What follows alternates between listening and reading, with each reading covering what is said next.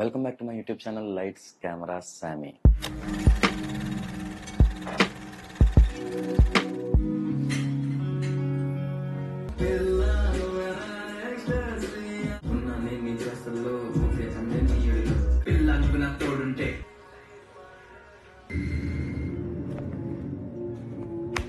You know me better than I need you.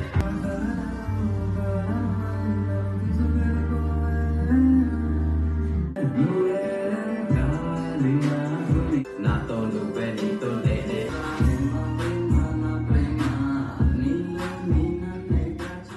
So ఇక్కడ use చేస్తున్న light వచ్చి coal bar. దాన్ని మనం 6500 కెల్విన్ లో యూస్ చేస్తున్నాం. ఇంటెన్సిటీ వచ్చేసి 50% పెట్టాను. తర్వాత నేను పెడుతున్న ఫ్రేమ్ కనిపించడానికి మానిటర్ ఒకటి అటాచ్ చేస్తున్నా.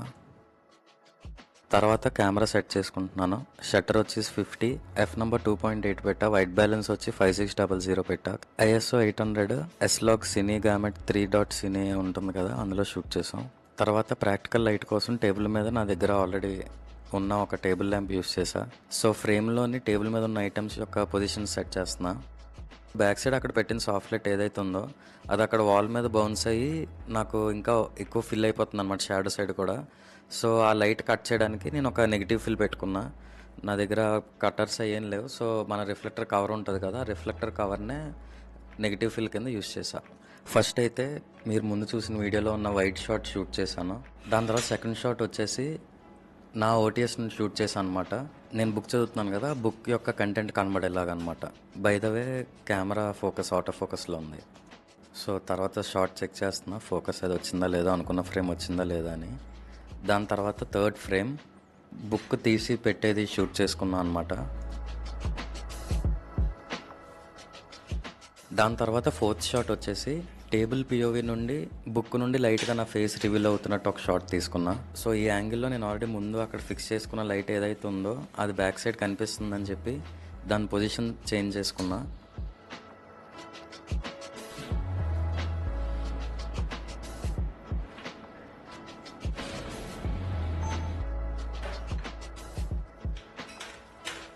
దాని తర్వాత ఫైనల్ ఫిఫ్త్ షాట్ బుక్ చదువుతూ కెమెరా వైపు చూసి రియాక్ట్ అయ్యే షాట్ ఒకటి తీసుకున్నాం.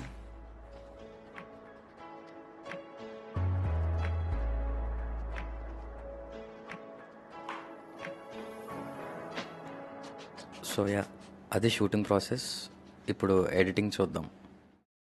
సో ఫస్ట్ షూట్ చేసిన ఆర్డర్లో పెట్టేసుకున్నాం. ఓపెనింగ్ షాట్ ఇది అనుకుంటున్నాను.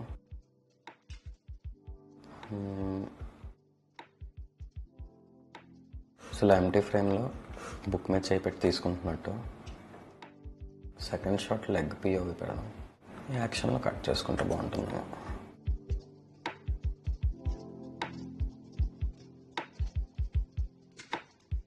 దీని తర్వాత షోల్డర్ సజెషన్ పిఓవి షాట్ తీసుకుందాం. తర్వాత వైడ్. తర్వాత లాస్ట్ క్లోజింగ్ షాట్. దీని తర్వాత మళ్ళీ మనం తీసుకున్న ఫస్ట్ షాట్లోనే బుక్ పెట్టేసిన షాట్ కూడా ఉంది, దాంతో క్లోజ్ చేస్తారంటే చూద్దాం సార్.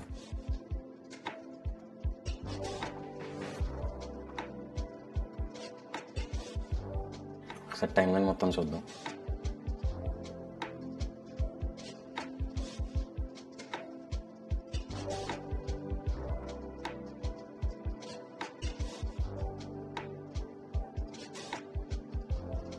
డైరెక్ట్గా బుక్ పెట్టేసిన షాట్ పెడదాం,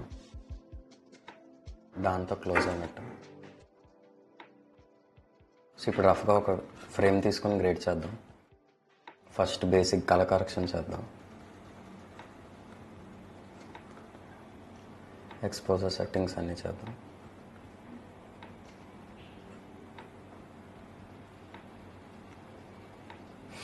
సో ఇది ఫుల్ డల్ మూడీ లుక్ లాగా చేద్దాం అనుకున్నాం.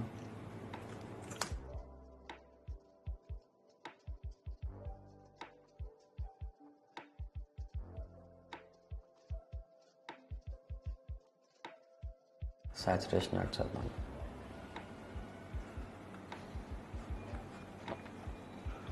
హైలైట్స్లో మనకి విండో నుండి వస్తున్న బ్లూ కలర్ లైట్ ఏదైతే ఉందో దాన్ని కొంచెం గ్రీనిష్, కొంచెం సినిమాటిక్ బ్లూ లాగా టీలిష్ ఫీల్ లాగా యాడ్ చేద్దాం.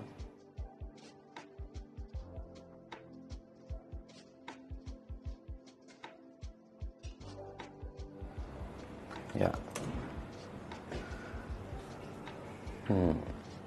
సో ఇక్కడ ఇంకా మనం ఈ డే లైట్ ఏదైతే ఉందో మనం వైట్ బ్యాలెన్స్ సెట్ చేసాం కదా 5600 కెల్విన్, దాన్ని ఇంకా కొంచెం బ్లూ సైడ్ కానీ లిటిల్ గ్రీనిష్ సైడ్ కానీ పుష్ చేద్దాం.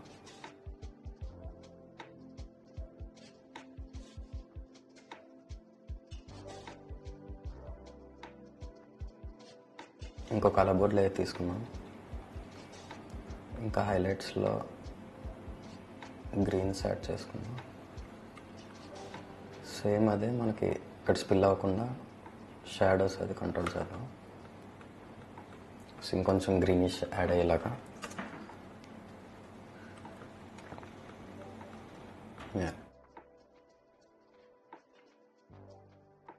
ఇది flat profile basic colour correction, దాని మీద మళ్ళీ ఇంకొంచెం గ్రీన్ టోన్స్ అన్నీ యాడ్ చేసాం అనమాట. సో ఇప్పుడు సేమ్ ఇదే ఎఫెక్ట్స్ రిమైనింగ్ వీడియోస్ కూడా యాడ్ చేసేద్దాం. యాక్చువల్లీ ఇక్కడ నాకు తెలిసి వైడ్ ఇక్కడ రివీల్ చేసుకొని దీని తర్వాత క్లోజ్ చేసుకొని ఒకసారి ఎలా ఉంచుదాం.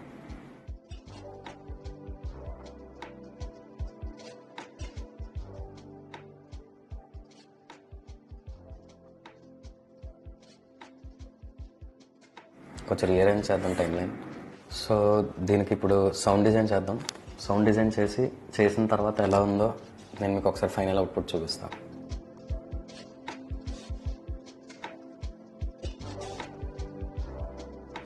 యా, సో సౌండ్ డిజైన్ అయిపోయింది. ఇక్కడ ఫస్ట్ అయితే కెమెరాలో ఆల్రెడీ రికార్డ్ అయిన సౌండ్స్ ఏవైతే ఉన్నాయో అయ్యే యూజ్ చేసా కొన్ని. లైక్ ఇప్పుడు ఈ టేబుల్ మీద నుండి బుక్ డ్రాగ్ చేస్తున్న సౌండ్, తర్వాత పేజ్ టర్న్ చేస్తున్న సౌండ్, లాస్ట్లో బుక్ టేబుల్ మీద ఇలా కొట్టేది ఏదైతే ఉందో అది కూడా కెమెరాలో యాడ్ చేసాం. లాస్ట్లో బుక్ టేబుల్ మీద కొట్టే దానికి ఇంకొంచెం ఇంపాక్ట్ఫుల్గా ఉండడానికి వెనకాతల వేరే క్రాష్ కార్డ్బోర్డ్ అని మన ఎఫ్సిపిలో ఉండే సౌండ్ ఎఫెక్ట్ ఒకటి యాడ్ చేసా, just to give it more impact. దాని తర్వాత లాస్ట్లో కొంచెం బేస్ ట్రాన్సిషన్ టైప్ ఎఫెక్ట్ ఒకటి యూజ్ చేసాం.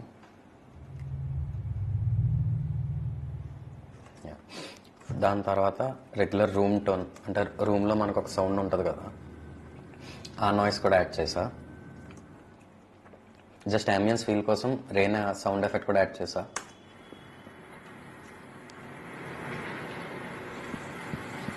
లాస్ట్లో మ్యూజిక్ ట్రాక్, అది యూట్యూబ్ స్టూడియో ఉంటుంది కదా, అందులోనే నో కాపీరైట్ది డౌన్లోడ్ చేసా.